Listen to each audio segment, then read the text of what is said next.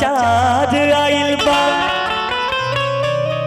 आँख असरा में बबल मुजियरा सकुचाइल बा कि चिट्ठी लिखले रही घर छठ हम करत बानी। आँख असरा में बबल मुजियरा सकुचाइल बा।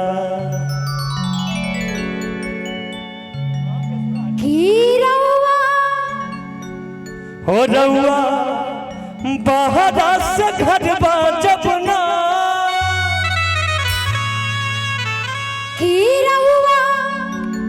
बहरा से घर जब ना आए बुए बोला मुझे छठी माँ छठ घाट के किरा संगे हम जइबे बोला मुझे छठ घाट के किरा संगे हम जइबे बोला मुझे। रउआ बहरा से घर जब ना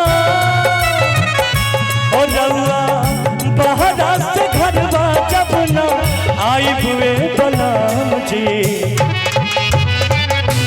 छठी घाट के किरा संगे हम जइबे बोला मुझे छठी घाट के किरा संगे हम जइबे बोला मुझे। कि रउआ बहरा से घर जब ना आई हुए बलराम जी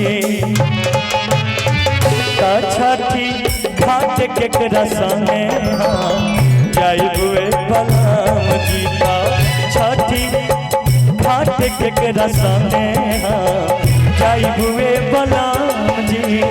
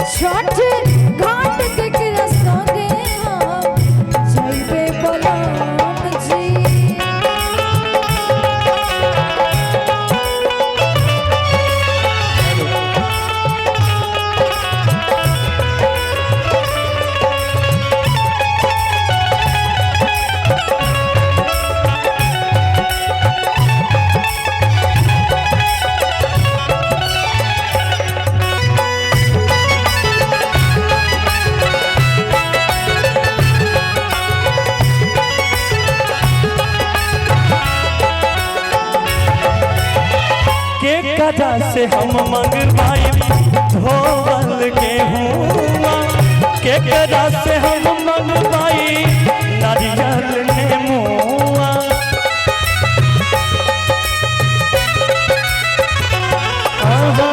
के कदा से हम मंगवाई धोवल गेहुआ के कदा से हम मंगवाई नारियल नेमुआ।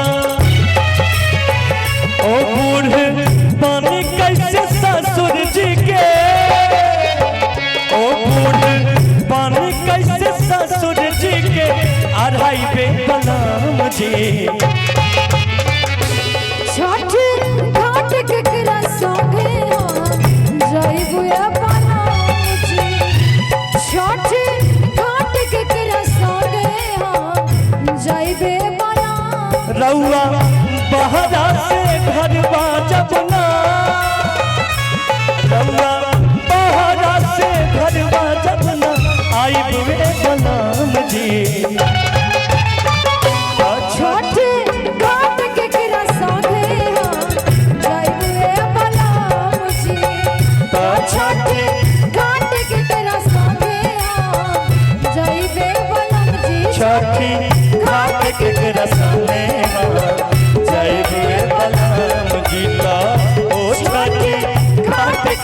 संगे हम जाइबुए बलम